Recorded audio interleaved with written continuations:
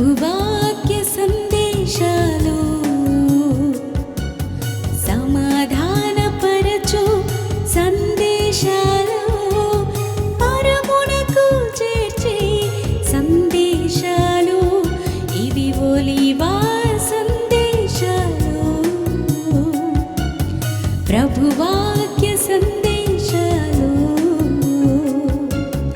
సమాధానపరచు సందేశాలు పరమునకు చేర్చే సందేశాలు ఇవి ఒలీవా సందేశాలు. జీవవాక్కు చాలా బలమైంది. అందుకే ప్రభువారు వేదన పన్నాడు, ప్రభువారు దుఃఖపన్నాడు, ప్రభువారు పశ్చాత్తాపన్నాడు. ఈ ప్రజలను ఏం చేయాలి, ఈ మనుషులను ఏం చేయాలి, నా రూపంలో ఉన్న ఈ మనుషుల మానవత్వం మనుషులందరినీ ఏం చేయాలని ఆలోచన చేసినప్పుడు ఆయన అనుకున్నాడు, నేనే భూమి మీదకి వెళ్ళాలి, నేనే భూమి మీదకి వెళ్ళాలి అనుకున్నాడు. ఎందుకు తెలుసా?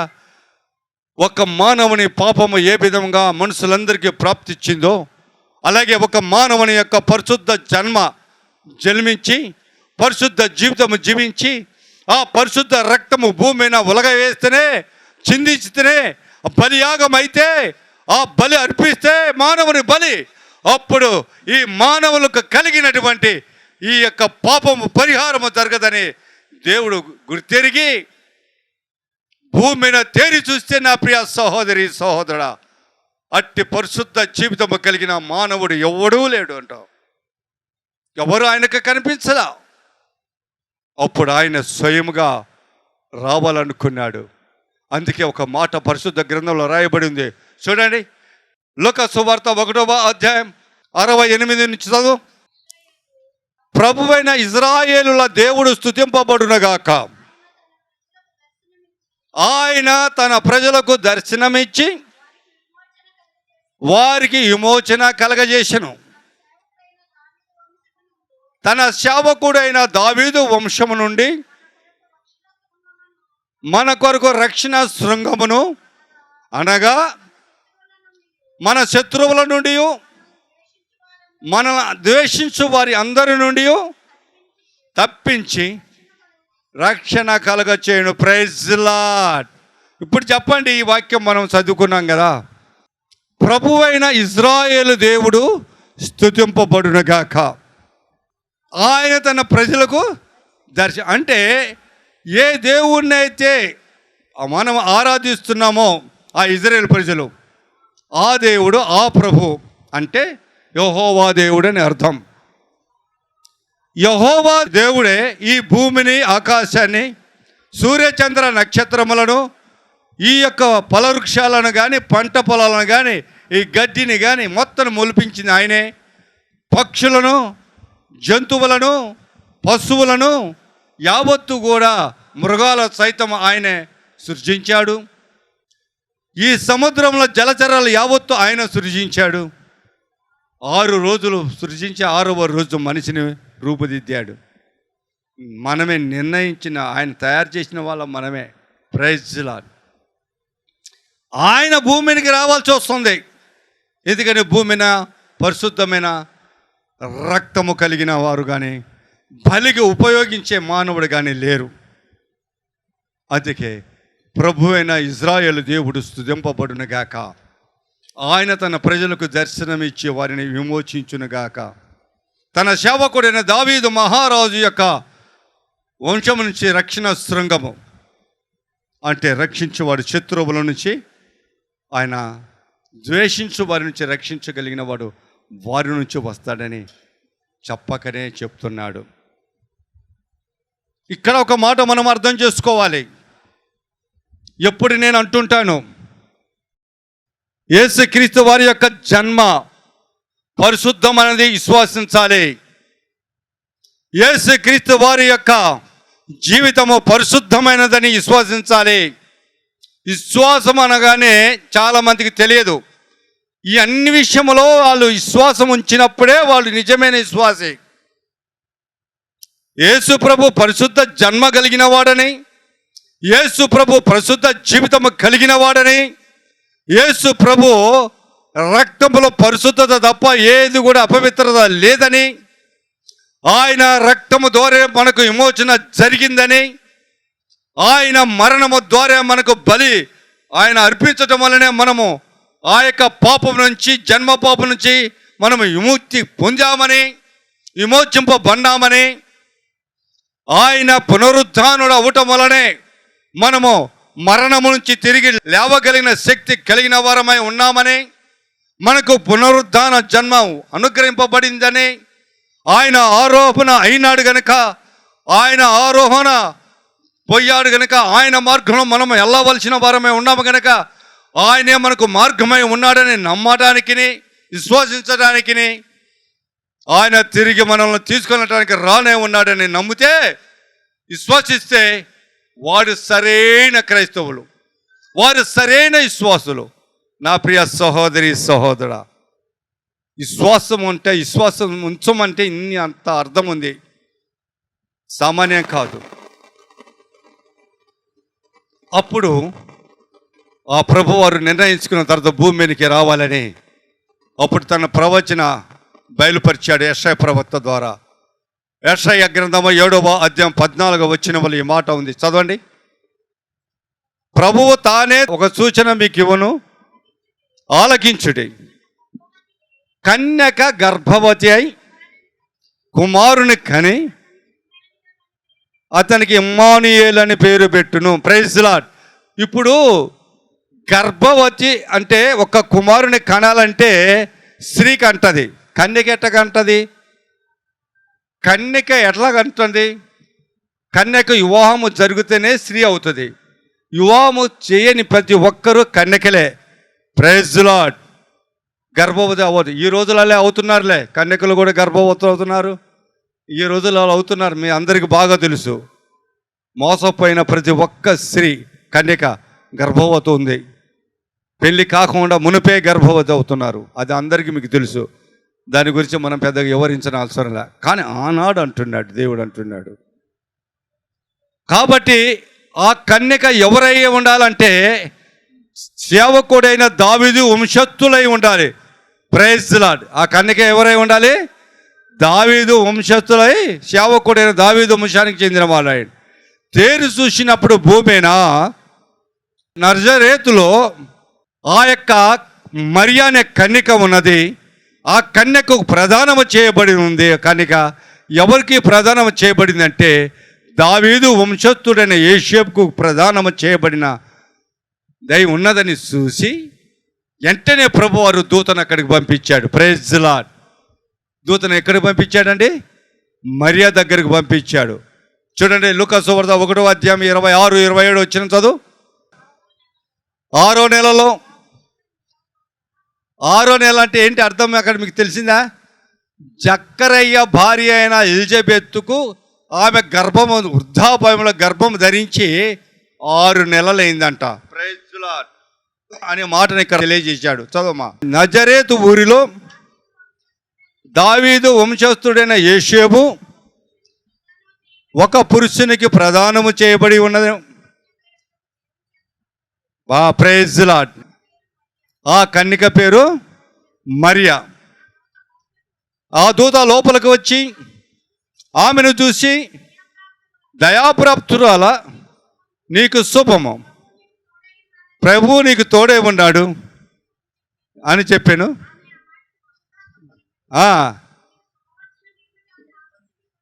Praise Lord. దూత, భయపడకుము, దేవుని వల్ల నువ్వు కృప పొందుతివి, నిజంగా నువ్వు గర్భవతి అవుతావు. Praise Lord. ఒక కన్యకకు దేవుడు సెలవిస్తున్నాడు గాబ్రియల్ దూత ద్వారా, నువ్వు గర్భవతి అవుతావు దేవుని కృప చేత అన్నాడు. Praise lord. ఏ చేత? దేవుని యొక్క, మానవుడి యొక్క చేత కాదు, మనుషుని వలన కాదు. నువ్వు గర్భవతి అవుతావు, దేవుని కృప చేత గర్భవతి అవుతావు. Praise Lord. అప్పుడు అంటాడు, నేను ఎట్లా పురుషుని ఎరగని దాన్ని, 34 వచ్చిన, నేను పురుషుని ఎరగని దాన్ని నేను ఎట్లా గర్భవతి అవుతానని గాబ్రియల్ దూతతో అన్నప్పుడు ఆ మరియా, అప్పుడు గాబ్రియల్ దూత ఆ మరియతో అంటాడు, 35 వచ్చినాం, దూత పరిశుద్ధాత్మ నీ మీదకి వచ్చును, మహోన్నతన శక్తి నీ మీద కమ్ముకొనును. కనుక పుట్టబోయు శిశువు పరిశుద్ధుడై దేవుని కుమారుడు అనబడును. దేవుని నామానికి మహిమ కలుగును గాక. దేవుని కుమారుడు అనబడును పుట్టబోయిన వాడు. Praise the lord.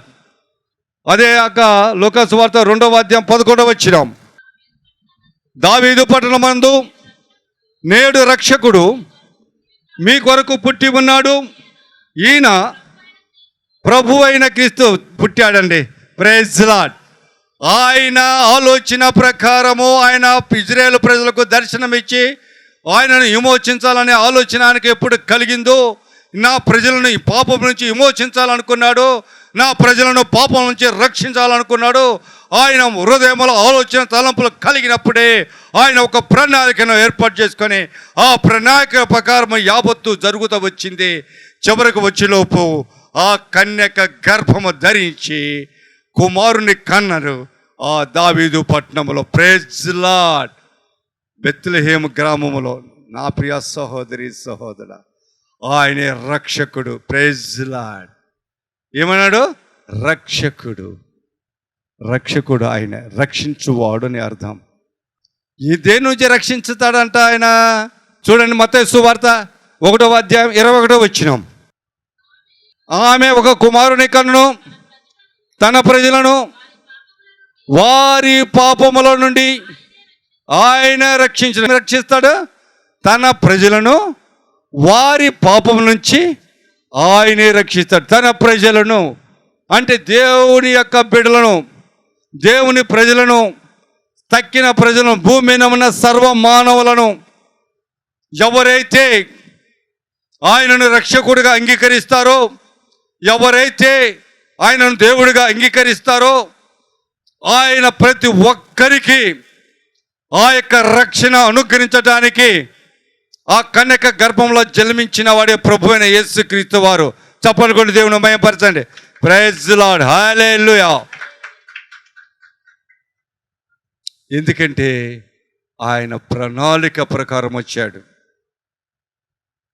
ఎవరి పాపమో?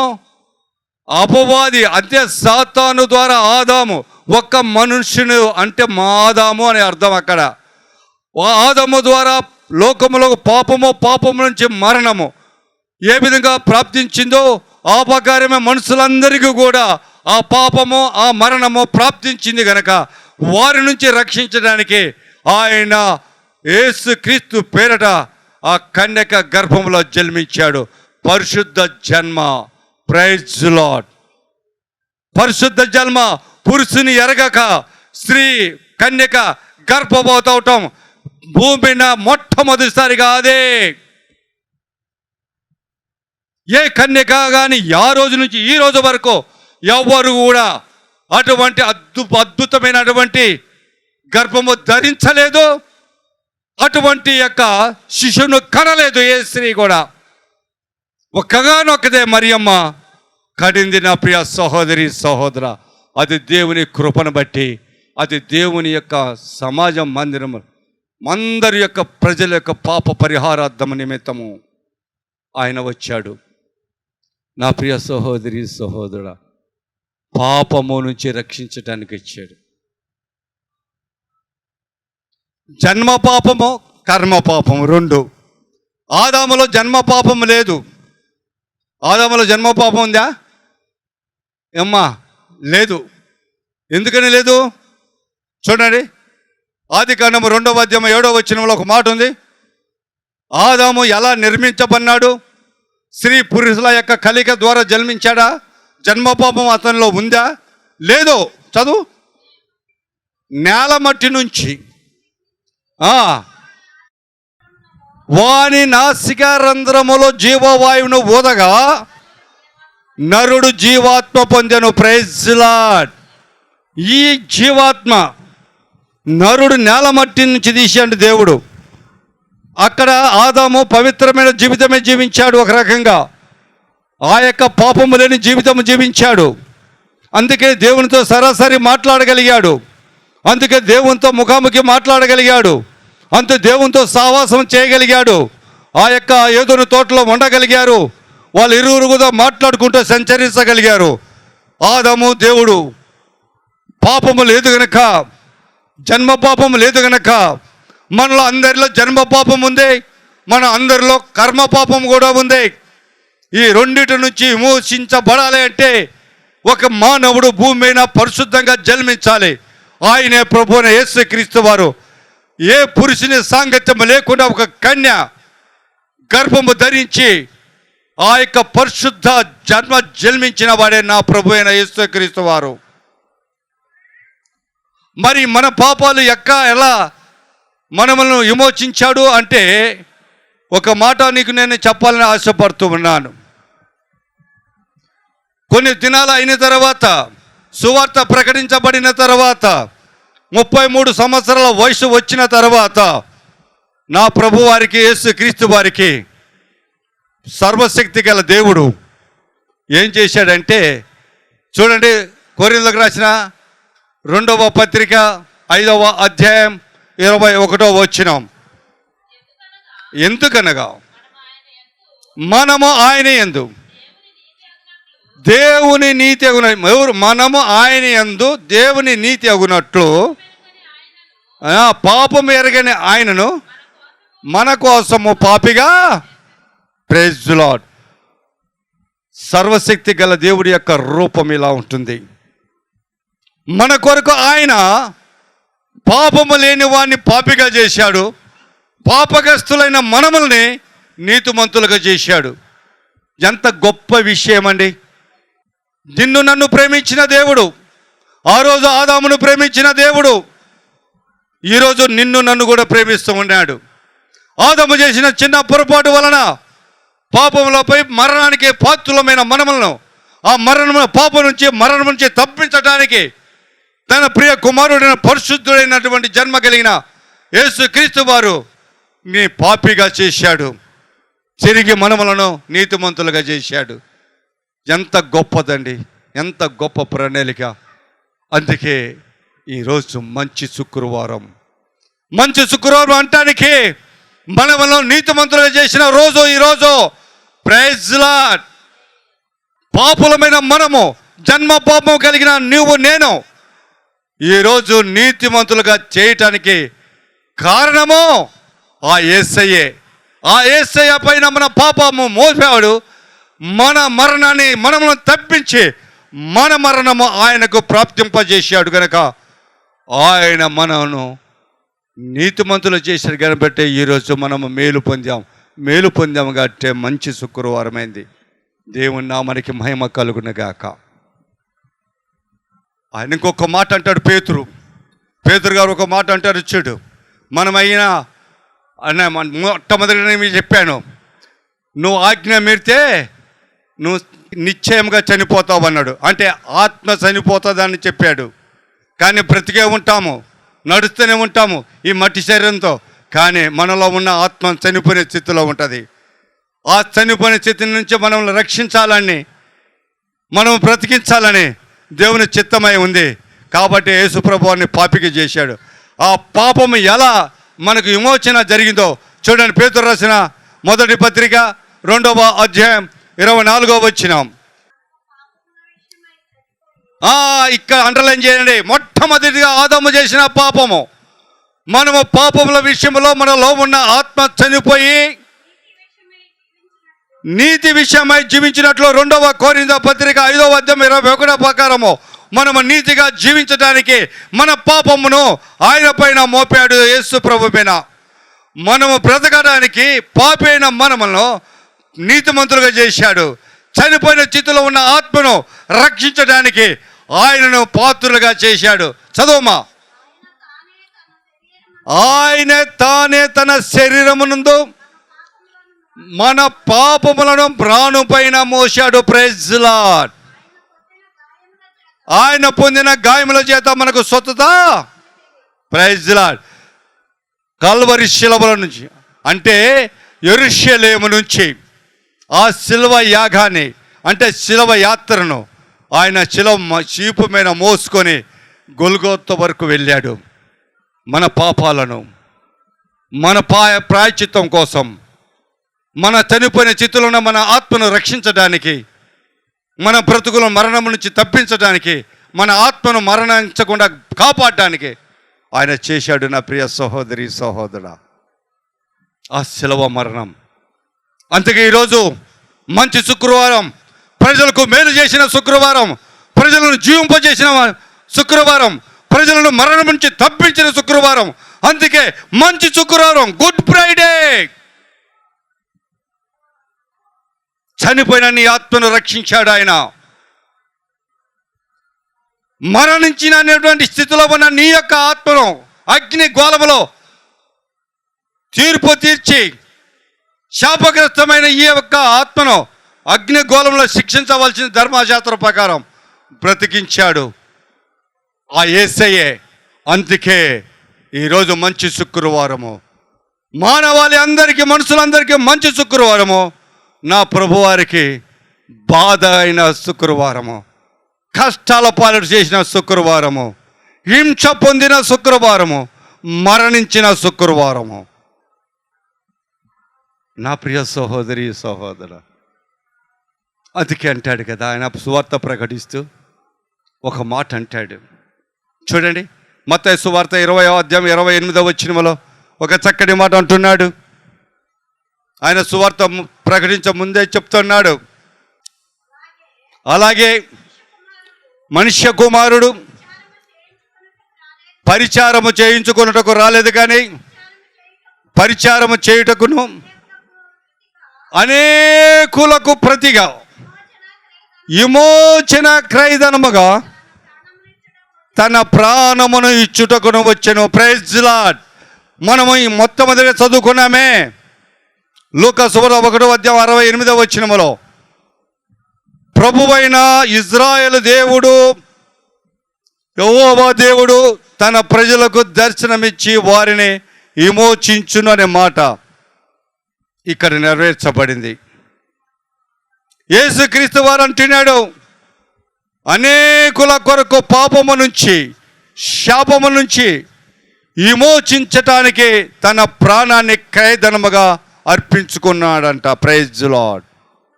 బలియాగం చేశాను అంటున్నాడు, విమోచించటానికి. అందుకే విరిగి నలిగిన బలి నా ప్రభువారే. ఇక బలి అక్కరించాల, ఏ పశువును బలి అక్కర్లేదు, ఏ యొక్క పక్షిని బలి ఇవ్వనక్కర్లే.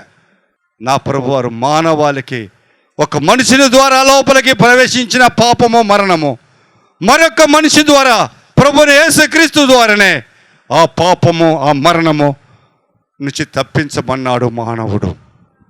ఆ రోజే ఈరోజు. అందుకే మంచి శుక్రవారము. Praise Lord. ఆ రోజు ఈరోజే, అందుకే మంచి శుక్రవారం. పేతురుభక్తుడు ఇంకొక మాట అంటున్నాడు, గొప్ప మాట. చూడండి, భూమి మీద చాలామంది చాలా మాటలు అనుకుంటుంటారు. నేను ధర్మాలు చేస్తే, మేము అది చేస్తే ఇది చేస్తే, మందిరాలలో నేను ప్రజలకు అది చేస్తే ఇది చేస్తే పుణ్యంగా ఉంటుంది, పుణ్యం చేసుకుంటే పరలోకానికి వెళ్తానని.